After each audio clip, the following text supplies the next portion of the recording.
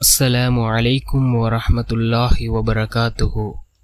الحمد لله الذي نحمده ونستعينه ونستغفره ونؤمن به ونتوكل عليه أما بعد.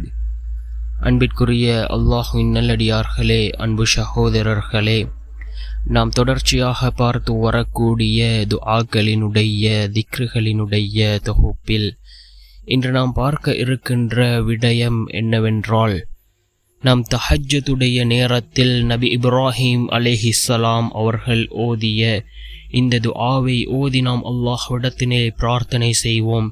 இந்த துஆவின் மூலமாக அல்லாஹ் ஜல்ல சுப்ஹானஹு வ தஆலா நம்முடைய அனைத்து ஹலாலான தேவைகளையும் அவன் பூர்த்தி செய்து தருகின்றான்.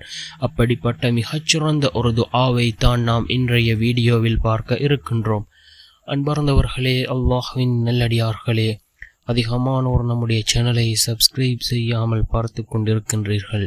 நீங்கள் சப்ஸ்கிரைப் செய்து லைக் இடுவதன் மூலமாக நமது சேனலில் உள்ள வீடியோக்கள் இன்னும் பல சகோதரர்களுக்கு கொண்டு போய் சேர்க்கப்படும்.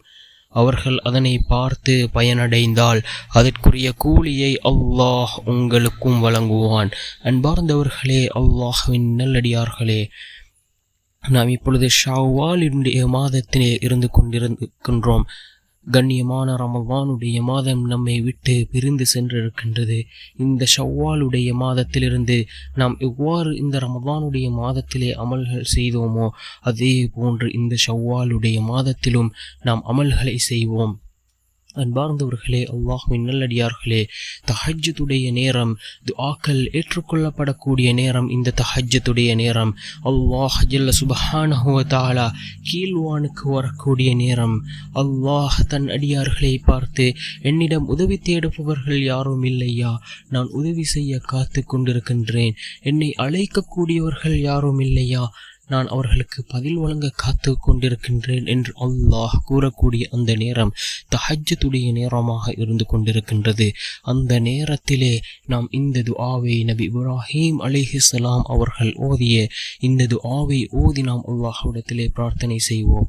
என்ன துஆ என்றால், ரப்பனா தகப்பல் மின்னா இன்னக அன்தஸ் ஸமீஉல் அலீம்.